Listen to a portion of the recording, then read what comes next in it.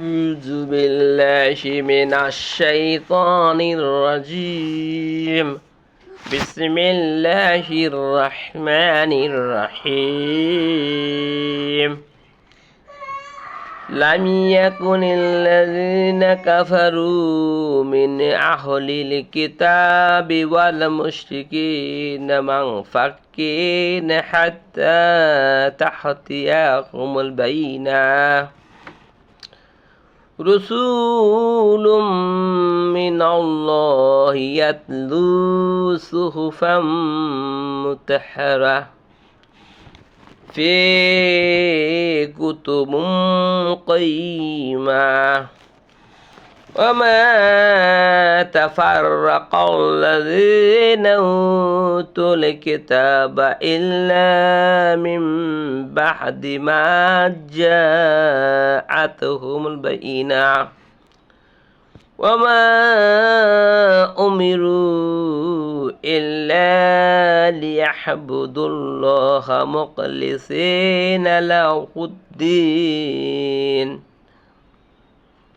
له الدين حنفاء ويقيمون الصلاة ويؤتوا الزكاة وذلك دين القيمة إن الذين كفروا من أهل الكتاب والمشركين في نار جهنم خالدين فيها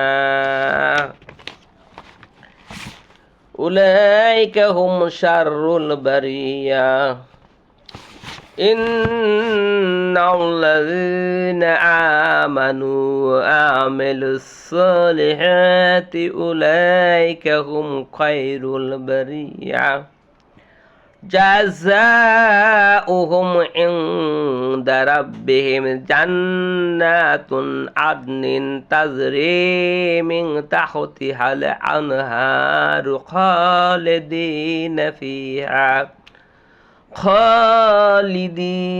فيها أبدا رضي الله عنه ورضوا عنه ذلك لمن خشي ربه صدق الله العلي العظيم وصدق رسوله النبي الكريم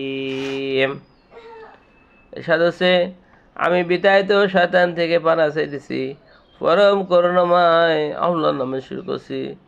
আহলে কিতাব ও মুশরিকদের মধ্যে যারা কাফির ছিল তাদের কাছে স্পষ্ট দলিল প্রমাণ না আসা পর্যন্ত তারা কুফরি করা থেকে বিরত থাকতে তৈরি ছিল না।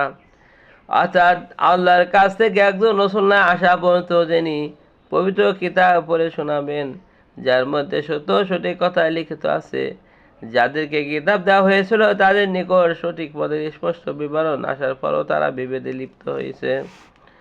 তাদেরকে এছাড়া অন্য হুকুম দেওয়া হয়নি যে তারা যেন দিনকে আল্লাহর জন্য খালিস করে এমক হয়ে আল্লাহর দাসত্ব করে এবং নামাজ কায়েম করেও যাকাত আদায় করে, এটাই সঠিক মজবুত দিন।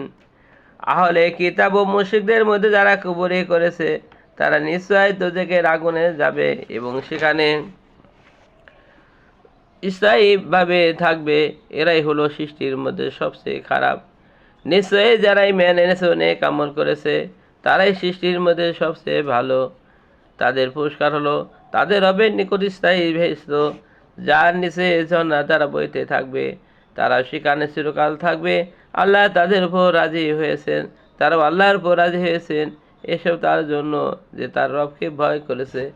মহান আল্লাহ তাআলা যা বলেছেন সত্য বলেছেন, আমাদের নবী হযরত মুহাম্মদ সাল্লাল্লাহু আলাইহি ওয়াসাল্লাম যা বলেছেন সত্য বলেছেন।